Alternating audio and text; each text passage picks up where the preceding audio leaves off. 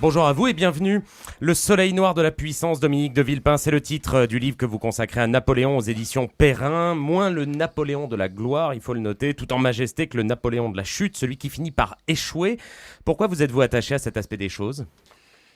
Parce qu'on confond parfois le pouvoir et la gloire et qu'on oublie que dans la puissance, dans le pouvoir, il y a un autre versant, il y a un autre soleil qui est celui de la solitude, qui est celui de l'exil, qui est celui de l'humiliation et qui est peut-être surtout celui de la peur, qui est, je crois, la grande clé du pouvoir, et ce depuis l'Antiquité. Le livre est plein pourtant de batailles gagnées, de guerres remportées avec panache. La victoire est là, mais la défaite aussi, inéluctable, évidente. C'est un moment courant, ça, en politique ?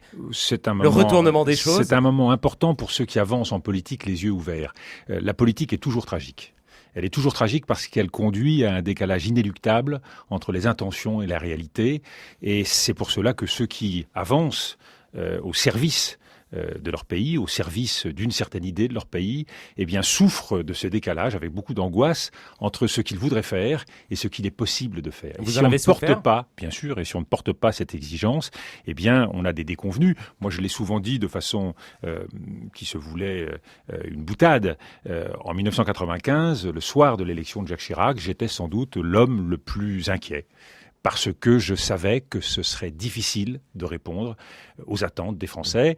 Et si je m'exprime aujourd'hui, j'ai entendu Hélène Jouan, elle parlait de violence. Il n'y a pas de violence dans ce que je dis. Il y a tout simplement une conscience.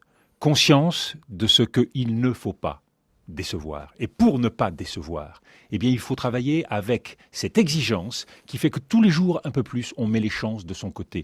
Vous savez, c'est pas quand vous êtes entouré de béni-oui-oui, de cire-pompe et de courtisans que vous faites avancer un pays. C'est le cas aujourd'hui, Dominique de Villepin. Mettons les mots sur les choses, puisque c'est vous prononcez ces paroles-là. C'est Est-ce toujours que le les cas. phénomènes de cours aujourd'hui vous bien semblent sûr, bien sûr. Mais c'est toujours le cas. présents et inquiétants ? Mais c'est la caractéristique même du pouvoir, et c'est ce qui est derrière le drame de Napoléon. C'est que la cour se reconstitue en permanence. Et il y a dans notre pays un phénomène passionnant. C'est que la cour de l'Ancien Régime, c'est une cour voulue par le monarque. Et c'est une cour institutionnalisée pour apprivoiser les grands. La cour, après l'Ancien Régime, et qui passe le cap de la Révolution, c'est un esprit de cour.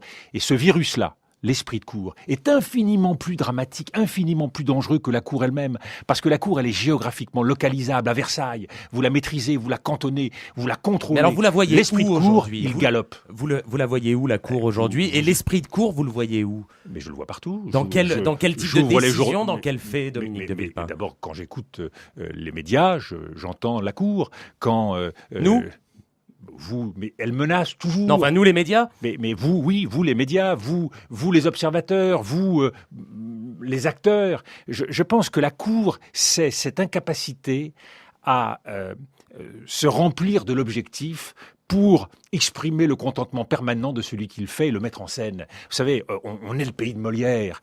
Ne soyons pas dupes de la réalité des choses. Le bourgeois gentilhomme, c'est une pièce qu'il faut voir et revoir. C'est qui le bourgeois gentilhomme dans la pièce politique aujourd'hui ? Le bourgeois gentilhomme, c'est toujours celui qui se met en scène. Et donc, par définition... Donc le président de la République ? C'est forcément celui vers lequel le regard se tourne. Quand vous lisez le bouquin de Yasmina Reza, je l'ai lu, parce que j'estime que c'est important de savoir comment on parle du pouvoir. Quand on lit le livre de Yasmina Reza, on est sidéré. On est sidéré. Et personnellement, j'ai été inquiet. C'est un bon livre. Mais il y a des parentèles avec Beckett. On cherche de qui parle-t-on ? Il y a une ombre portée dans le livre. Et moi, je pense que le pouvoir, il n'est pas fait pour être ainsi consacré. Il est fait pour rendre des comptes. Nous sommes dans une démocratie.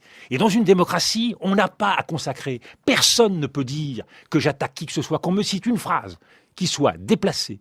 Un élément de violence... vous venez d'en prononcer un certain nombre. C'est peut-être pas violent, mais c'est très dur sur Nicolas Sarkozy. Mais en quoi c'est dur ? La démocratie, c'est dur. C'est un bourgeois gentilhomme. Je ne dis pas que c'est un bourgeois gentilhomme. Je dis que l'homme en France de pouvoir est toujours mis dans la position d'être flatté. Et je pense que la première tâche, c'est d'éviter de l'être. Je vais vous raconter une anecdote. La première fois que j'ai rencontré Jacques Chirac, c'est à l'Hôtel de Ville. Jacques Chirac m'a reçu parce que j'étais jeune diplomate et que je voulais accompagner la réflexion qui était la sienne en matière diplomatique. Il m'a dit, Dominique, De Gaulle a eu ses amis de toujours, les René Capitan. Georges Pompidou a eu ses amis de Normal Sup, qui ne l'ont jamais quitté et qui étaient pour lui un élément de fraîcheur, un élément de renouvellement. Valéry Giscard d'Estaing n'a eu personne. Et François Mitterrand avait ses amis de toujours, ceux de la résistance, ceux qui l'avaient accompagné. Eh bien moi je souhaite que les amis de Nicolas Sarkozy soient capables de lui dire les choses, soient capables de lui donner un autre son de cloche. Vous savez, quand on a... Ils n'ont pas l'air inquiets, eux, hein, les amis de Nicolas Sarkozy. Mais c'est bien ce qui m'inquiète. C'est bien ce qui m'inquiète, et je vais vous dire pourquoi. Nous sommes dans un pays où nous sommes confrontés à une conjoncture économique difficile. Nous sommes partis, quand j'ai quitté le gouvernement, avec une croissance qui était de 2,25, 2,50%. Aujourd'hui, la croissance, les experts la situent à 1,8, peut-être 1,9, mais la conjoncture est difficile. Je n'accuse pas le gouvernement actuel d'en être responsable. Je dis simplement, prenons en compte une situation nouvelle. Deuxièmement, le commerce extérieur. On atteint les chiffres les plus mauvais. Troisièmement, l'investissement. Il n'est pas glorieux. Il faut le fortifier. Donc je dis simplement, avançons les yeux ouverts. Moi, j'ai trop souffert dans ce pays, et personne ne peut dire que ce que je dis, je ne l'ai pas toujours dit. J'ai écrit Le cri de la gargouille, j'ai fait un chapitre sur l'esprit de cour, j'ai été le premier dans ce pays à dénoncer l'esprit de cour. Je le fais aujourd'hui, comme je l'ai fait hier, parce que j'aime mon pays. Vous êtes dans l'opposition, Dominique de Villepin? Non, je suis dans une majorité. Vous êtes encore aujourd'hui dans une majorité? Mais bien sûr, je suis dans une majorité, dans un pays où il n'y a plus d'opposition. Et dans cette majorité, j'estime que nous devons porter la critique.